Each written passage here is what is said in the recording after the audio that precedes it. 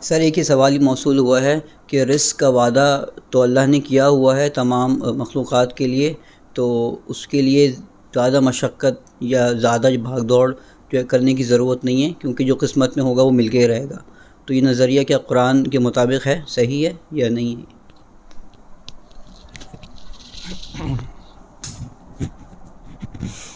چلو، سوال موصول ہوا کہ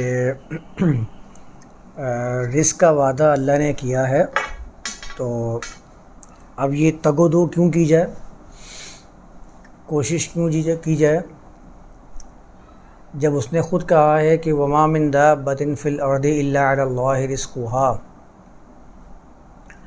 کہ زمین میں حرکت کرنے والی کوئی چیز نہیں ہے مگر اس کا رزق اللہ کے ذمے ہے۔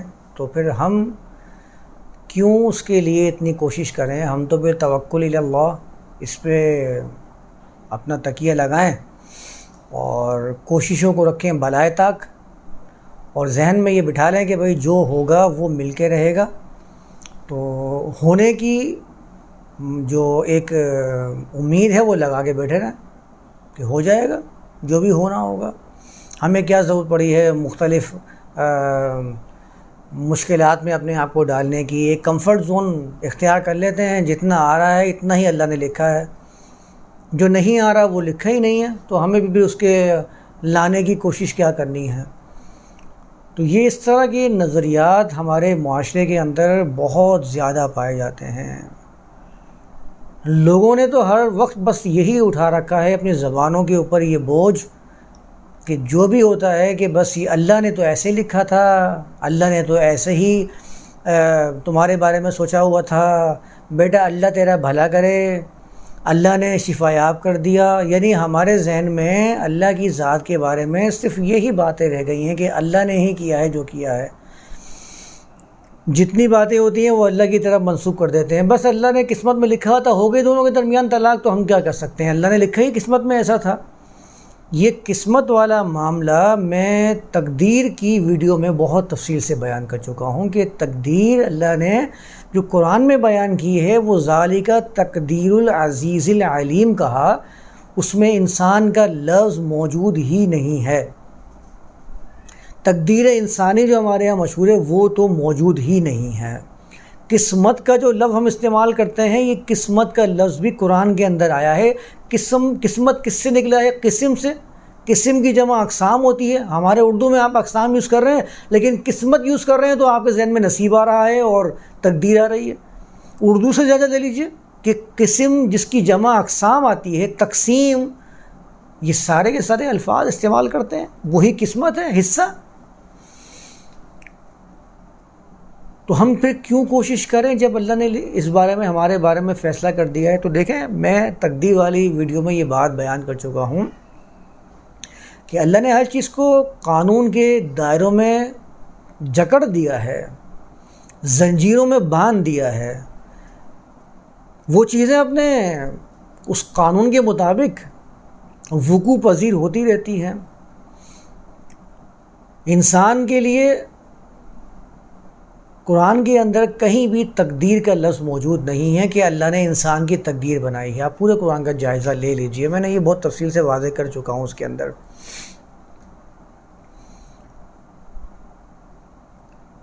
بار بار قرآن کہتا ہے بما کانوا یعملون بما کانوا یکسبون، جو کچھ بھی تم کوشش کرتے ہو اس کے صلے میں تمہیں جنت یا جہنم اس سے دو چار ہونا پڑے گا۔ جو کچھ بھی تم کوشش کرتے ہو، بما کانوا یکسبون، جو کچھ بھی تم کماتے ہو، جمع کرتے ہو، یہ عمل سے تعلق رکھنے والی چیزیں ہیں۔ اس میں آپ یہ سمجھنا کہ اللہ نے رزق کا ذمہ لیا ہے تو میرے لیے رزق لکھ دیا ہے تو اب رزق پہنچ کے رہے گا، یہ بات اچھی طرح ذہن نشین کر لیجئے کہ وہ آیت وما من دابۃ والی علی اللہ رزقها جس میں الفاظ آئے ہیں، اس کا مطلب یہ ہے کہ اللہ نے وافر مقدار میں اس دنیا میں، اس زمین کے اوپر رزق کے سرچشمے جاری و ساری فرما دیے ہیں۔ اس کا یہ مطلب ہے۔ یہ سورج جو روشنی دے کے مختلف مخلوقات کو رزق فراہم کر رہا ہے، یہ کس نے مقرر فرمایا ہے؟ اللہ کی ذات نے۔ اس دنیا میں اس زمین پر بارشوں کا سلسلہ، زمین کی زرخیزی اور اس میں سے درخت کا اگ جانے کا سلسلہ کس نے جاری و ساری فرمایا ہے؟ کس کے قانون کے مطابق یہ سب چل رہا ہے؟ اللہ کی طرف سے۔ یہ سب چیزیں اللہ نے پہلے ہی مقرر کر دی ہیں، اس کو کہتے ہیں الا علی اللہ رزقھا۔ اس کے بعد آپ کتنی کوشش کر کے اس زمین میں بیج بوتے ہیں اور بیج بونے کے بعد اس کو ثمر بار درخت کی صورت میں اس سے پھل حاصل کرتے ہیں، یہ آپ کی کوششوں پر ڈیپینڈ کرتا ہے۔ جس نے جتنی کوشش کر لی اپنے کھیت کو اتنا ہی اس نے ثمر بار کر لیا، اس سے فائدہ حاصل کر لیا۔ جس نے کوششوں میں کمی کر دی اس کے کھیت اتنا ہی جل جائے گا اور گردش زمانہ سے، گردش رات اور لیل، دن اور رات، اس سے دوچار ہو جائے گا اور ختم ہو جائے گا، گردش ایام کا شکار ہو جائے گا۔ یہ ڈیپینڈ کرتا ہے کہ آپ نے کتنی کوشش کی ہے۔ میں نے بیج لگا دیا ہے، توجہ دے نہیں رہا ہوں زمین کی طرف کہ زمین میں بیج کتنی اپنی جڑیں پھیلا رہا ہے، زمین پھاڑ کے نکلے گا تو اس کو کتنا پانی کی ضرورت ہے، کتنا مجھے اس کو دھوپ کی تپش سے بچانا ہے۔ ان سب باتوں کا میں خیال رکھ نہیں رہا ہوں، میں یہ ذہن میں بٹھا کر رکھا ہوا ہے میں نے کہ رزق تو اللہ کے ذمہ ہے، تم نے بیج بو دیا ہے تو یہ رزق بن کے تمہارے سامنے آ جائے گا، تو یہ کبھی بھی آپ کو فائدہ نہیں پہنچا سکتا۔ آپ جتنی کوشش کریں گے آپ کو اتنا ہی پھل حاصل ہوگا۔ یہ ہے وہ کائنات کا قانون جو اللہ نے اس کائنات میں مقرر فرمایا ہوا ہے، یہ ہے وہ آیت کا ترجمہ، یہ ہے اس آیت کا مفہوم جو اللہ نے الا علی اللہ رزقھا کہہ کر قرآن کے دیگر مواقع بیان کیے ہیں کہ دیکھو اس طرح معاملہ چل رہا ہے۔ اس میں یہ نہیں ہے کہ میں تکیہ کر کے بیٹھ جاؤں کہ بس اللہ پہ توکل کر لیا ہے، میں نے توکل کا لفظ بھی غلط استعمال کر لیا ہے اور بس اب مجھے کوشش نہیں کرنی ہے، میں نے تسبیح پکڑ لی ہے، سائڈ میں بیٹھا ہوا ہوں، یا میں نے فلاں مقام پہ جا کے تبلیغ کا کام شروع کر دیا ہے، اب تو رزق کا ذمہ اللہ کے اوپر ہے تو میرے گھر والوں کو تو اللہ معاش دے گا، مجھے کیا فکر کرنے کی۔ ہمیں تو عام طور پر تبلیغ کے لیے اور دیگر چیزوں کے لیے اسی چیز پر آمادہ کیا جاتا ہے، تو اللہ کے اوپر رزق ہے، تم ذمہ ہے، تمہیں کیا فکر ہے، وہ رزق دیتا رہے گا تمہارے پیچھے۔ بھائی کیسا دیتا رہے گا؟ اس نے ذریعے بنائے ہیں، انسان کا انسان کے ساتھ رابطے کا معاملہ بنایا ہے، اس کے ذریعے انسان رزق حاصل کرتا ہے، انسان کے لیے تسخیر کائنات کی ہے، اس کے ذریعے انسان فائدہ حاصل کرتا ہے۔ اگر اتنا ہی میں اس کو سمجھنا شروع کر دوں کہ اللہ کے ذمہ ہے رزق دینا، تو پھر آپ کو زمین میں بیج لگانے کی ضرورت بھی کیوں پیش آ رہی ہے؟ آپ تو پھر امید لگا کے بیٹھ جائیں کہ آسمان سے بنا بنایا رزق آ جائے گا، کھانا بنانے کی ضرورت پیش کیوں آ رہی ہے گھر کے اندر؟ آٹے کو پیسنے کی ضرورت پیش کیوں آ رہی ہے جب اللہ کے ذمہ رزق ہے؟ یہاں تک بھی جا کر سوچیں نا، کبھی ساری سوچیں صرف کمانے کے اوپر آتی ہیں، اس کے اوپر نہیں آتی کہ آٹے کو پیسنے کی ضرورت کیوں پڑ رہی ہے۔ پسا پسایا روٹی بنی بنائی آپ کے سامنے آ جائے۔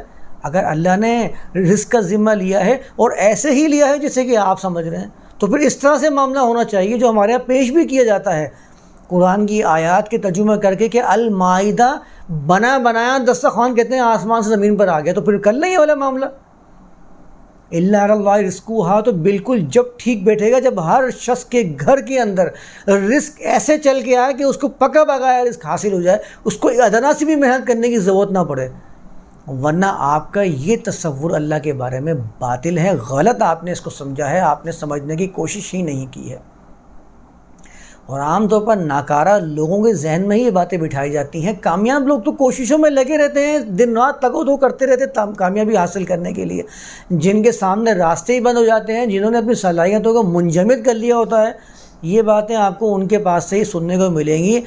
جو کامیابی کی طرف گامزن ہوتے ہیں وہ تو توجہ بھی نہیں دیتے ہیں ایسے لوگوں کی طرف۔ ٹھیک ہے تم زمانے کی دوڑ سے پیچھے رہنا چاہتے ہو تو پیچھے رہ جاؤ، زمانہ آگے نکل جائے گا۔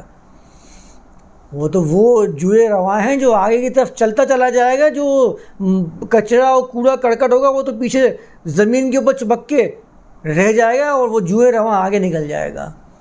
وہ زمانوں کا مقابلہ نہیں کر سکتے ہیں۔ تو یہ قسمت کی باتیں کرنا کہ قسمت میں لکھا ہوگا اتنا ملے گا، یہ اس آیت سے غلط مفہوم ہے۔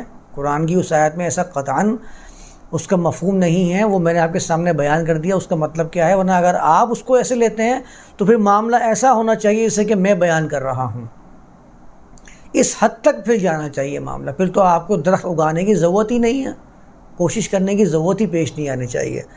تو یہ قسمت والا معاملہ, یہ اس کو سمجھ لیں کہ یہ سارا قسمتیں, تقدیریں, یہ سب آپ کے اپنے ہاتھ میں ہیں. آپ جتنا کوشش کریں گے کسی چیز کو حاصل کرنے کی, جب لوگوں نے آسمان پہ ہواؤں میں اڑنے کی کوشش کی تبھی تو آسمان پہ گئے نا, بغیر کوشش کے آسمانوں پہ اڑنا شروع کر دیتے. لوگوں نے گاڑیاں بنائی ہیں تاکہ برق رفتاری سے اپنے منزل کو حاصل کر لیا جائے, منزل پر پہنچا جا سکے. یہ سب بھی تو کوشش کر کے حاصل ہوا ہے نا.